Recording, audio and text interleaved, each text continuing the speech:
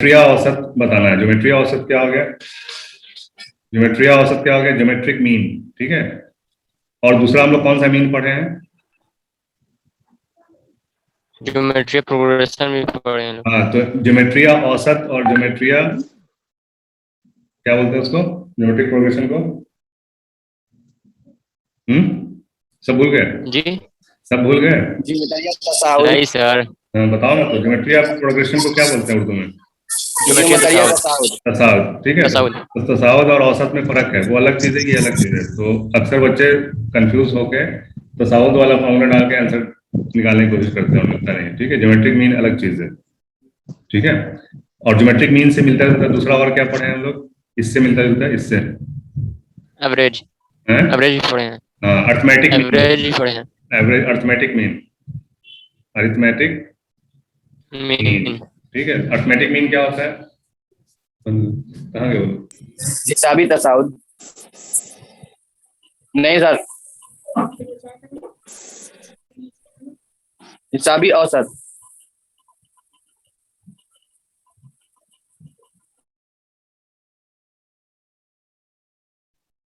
अभी तो गलती कर दी है ना। हिसाबी तसाउद और हिसाबी मीन में बहुत फर्क है। ठीक है। मीन, मीडियन, ये औसत हो गया। ये हिसाबी औसत हो गया। जी ठीक है। हिसाबी तसाउद है एपी।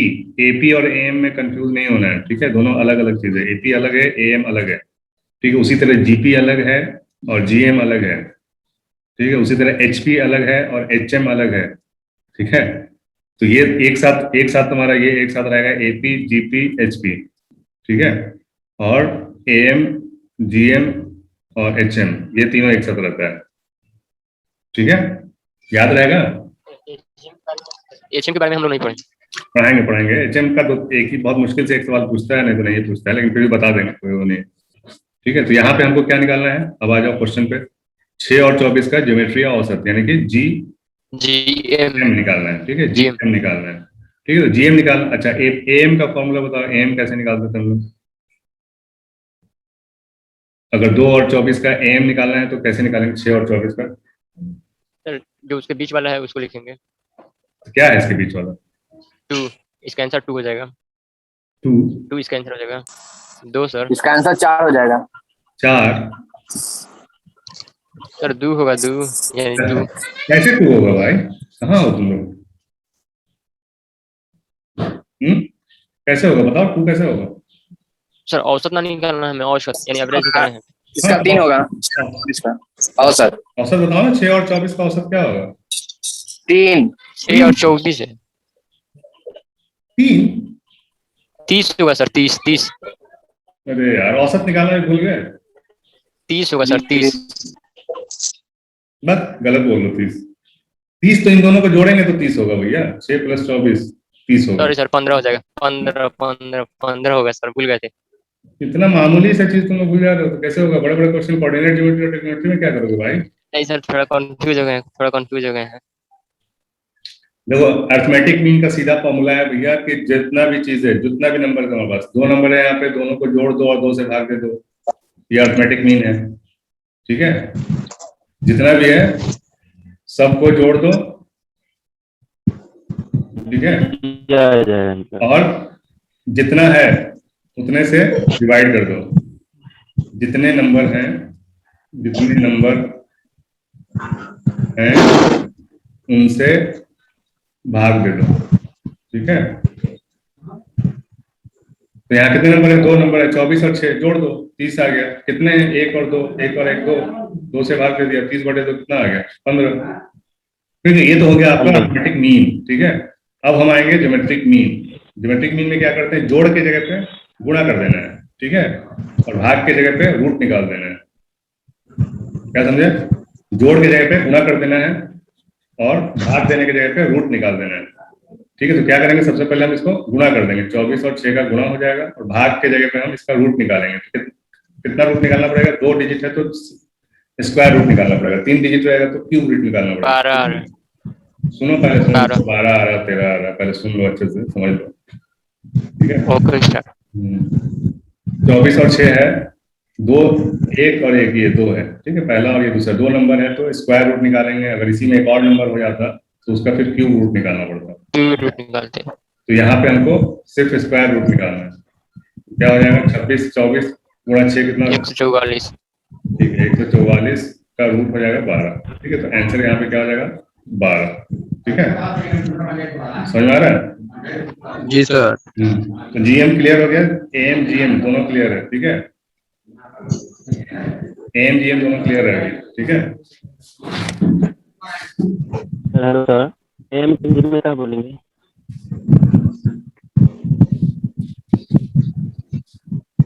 हेलो तो नेक्स्ट देखा जाए, कोई डाउट हो तो बोलो। सर, एम को उर्दू में क्या बोलेंगे सर? एम को हिसाबी औसत, ठीक है, ये जीएम को ज्योमेट्रिया औसत और एम को हिसाबिया औसत, हिसाबिया अभी लिखे थे, हिसाबिया औसत। ठीक है, ओके सर। अच्छा, ये वाले क्वेश्चन में सिर्फ आप लोगों को फॉर्मूला याद रखना। अभी एक फॉर्मूला शेयर किए हैं, ठीक है, इसमें तीन तीन तरह का क्वेश्चन पूछता है। एन का पूछता है, एन स्क्वायर का पूछता है और एन क्यूब का पूछता है। ठीक है, क्यूब का पूछता है। क्यूब का पूछता है। ये तीनों का फॉर्मूला याद रखना है आपको। ठीक है, अगर समझाने बैठेंगे नहीं समझ में आएगा, बहुत लंबा इसका प्रूफ है। ठीक है, प्रूफ करने की जरूरत नहीं है, सिर्फ याद कर लीजिए, ये तीन ही है।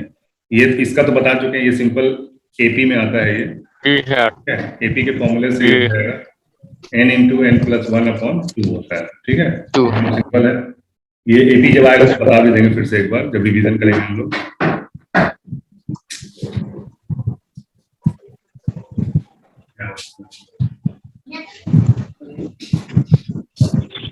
चलो,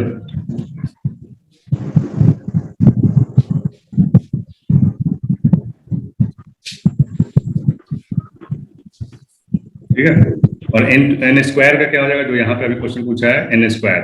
ठीक है, तो इसी में आपको एक और जोड़ देना है, ये n इंटू n प्लस 1। हाँ, 2n हो जाएगा। 6। ठीक है, तो इसमें अगर इसको प्रूव करने जाएंगे तो बहुत टाइम लगेगा और समझ में नहीं आएगा। ये सब 11th 12th इंटर का क्वेश्चन है, ये सब डाल देता है, इसलिए याद रखने की जरूरत है। ठीक है, और एन क्यूब का क्या हो जाएगा फॉर्मूला, एन क्यूब का n इंटू n माइनस 1/2 और स्क्वायर। ऐसे n इंटू n माइनस 1/2 का square. N square n plus 1 का स्क्वायर बाई 4। नहीं सर। जी सर, ये भी हो जाएगा। ये वाला ये वाला एन क्यूब। वो भी हो जाएगा। ठीक है, तो सिंपल है ना, याद रखने का, देखो याद ऐसे भी लिख सकते हैं। याद रखने के लिए ये सबसे आसान है। ठीक है, क्या करना है, इसका स्क्वायर कर देना है, इसमें जो जो है सबको स्क्वायर कर दो। ठीक है, एन वाला ये सबसे आसान, देखो याद करना भी ऐसा याद करो कि याद रह सके। ठीक है, देखो याद करने का तरीका बताया तो उस टाइम भी बताया था, जब एपी पढ़ा रहे थे तो भी बताया था कि कैसे याद रखें। जी सर, एपी में तीनों क्वेश्चन हुआ आया था। तो कहाँ याद रखे तुम? ठीक है, एन एन सबसे आसान है ये। ठीक है, एन का सम ऑफ एन। ठीक है, इसका मतलब होता है, इसका क्या मतलब होता है, सम ऑफ, यानी सबका एन। एन बराबर 1 से लेके हम जितना भी रखें सबका सम जो आएगा वो आएगा एन इंटू एन प्लस 1/2। ठीक है, अब एन स्क्वायर का क्या था, एन स्क्वायर में क्या करना है, इसमें बढ़ा देना है और इसमें 3 से गुणा कर देना है, यानी एन प्लस 1, इसका 2n प्लस 1। ठीक है, ये 2 था ही, इसके ऊपर बस 3 से गुणा कर देना है, तो ये नीचे 6 आ जाएगा, ये वाला और ये। ठीक है, ये आंसर हो गया। अब इसका स्क्वायर कर दोगे, ठीक है, तो ये क्यूब का आंसर आ जाएगा। ठीक है, एन क्यूब का आंसर आएगा अगर इसका स्क्वायर कर दोगे, तो क्या हो जाएगा square, n square n plus 1 का स्क्वायर और डिवाइडेड बाई 2 का स्क्वायर क्या हो जाएगा, 4। ठीक है,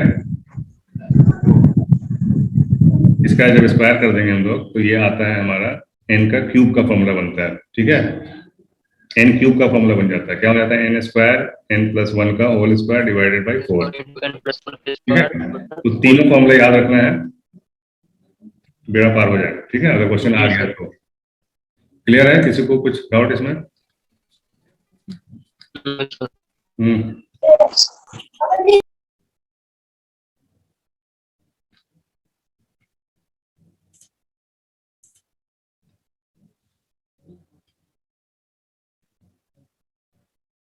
कासिद ज्वाइन नहीं किए, कासिद कासिद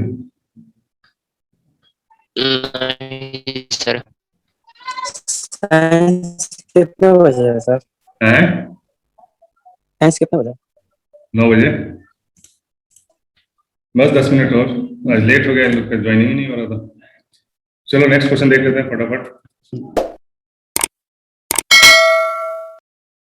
सबसे पहले तो इसको 1 अपॉन कर देना है, ठीक है। 1 अपॉन ए कर दिया, दूसरा वाला हो जाएगा 1 अपॉन बी, तीसरा वाला हो जाएगा 1 अपॉन सी, ठीक है। अब ये एचपी नहीं रहा, इसको पलट दिया तो अब ये एपी बन गया। एपी की तरह आपको इसको सॉल्व करना है। तो एपी में क्या होता है, इसको माइनस करेंगे इससे और इसको माइनस करेंगे इससे, दोनों चीज बराबर होगा। तो 1 अपॉन बी माइनस 1 अपॉन ए बराबर होगा 1 अपॉन सी माइनस 1 अपॉन बी के, ठीक है। ये 1 अपॉन बी 1 अपॉन बी एक जैसा है, तो इसको इधर ले लेंगे तो दोनों जुड़ जाएगा, तो ये हो जाएगा 2 अपॉन बी, और इसको जब इधर लेंगे तो ये हो जाएगा 1 अपॉन सी प्लस 1 अपॉन ए।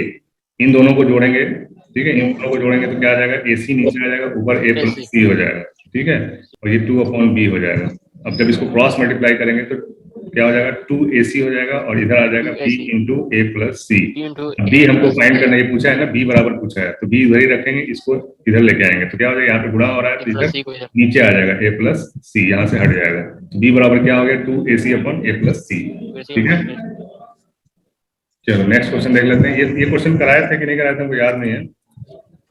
अगर tn दिया हुआ है, ये फंक्शन की तरह है, ये क्वेश्चन फंक्शन की तरह, फंक्शन नहीं एपी भी बोल सकते हो। टीएन दिया हुआ है, अब तुमसे पहला रूप में पूछ रहा है। पहला रूप मतलब कि t1, ठीक है। तो n के जगह पे 1 रख देना, उसको सॉल्व कर देना है। तो वो 2 गुणा 1 प्लस 5 कितना हो जाएगा, 2 एकम 7 हो जाएगा, बराबर 7, ये आंसर आ जाएगा, ठीक है। अब ये वाला है, इसमें भी ये देख क्वेश्चन डर जाता है, लेकिन क्वेश्चन में कुछ है नहीं, ठीक है।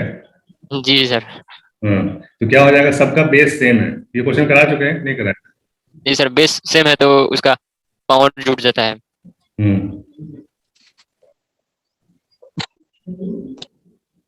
बेस सेम है तो पावर जुड़ जाता है, तो क्या हो जाएगा, x का पावर क्या हो जाएगा, x का पावर पूरा जुड़ देंगे, A B plus B minus C upon B C plus C minus A upon C A, ये पूरा ऊपर का जुड़ जाएगा। ये नीचे बेस में सिर्फ x रहेगा जी सर, और सारा पावर। तो मेन है कि पावर को ही मेन यहाँ पे सॉल्व करना है, ठीक है। और सॉल्व क्या करना है, x का पावर है, x क्या है यहाँ पे, वेरिएबल है, ठीक है। x का वैल्यू कुछ भी हो सकता है, तो क्या वैल्यू आएगा, x का वैल्यू क्या आ सकता है, कोई भी 1 आ सकता है, 1 ही आएगा हमेशा, 0 कभी हो नहीं सकता है, ठीक है, क्योंकि इसके पावर में कुछ है।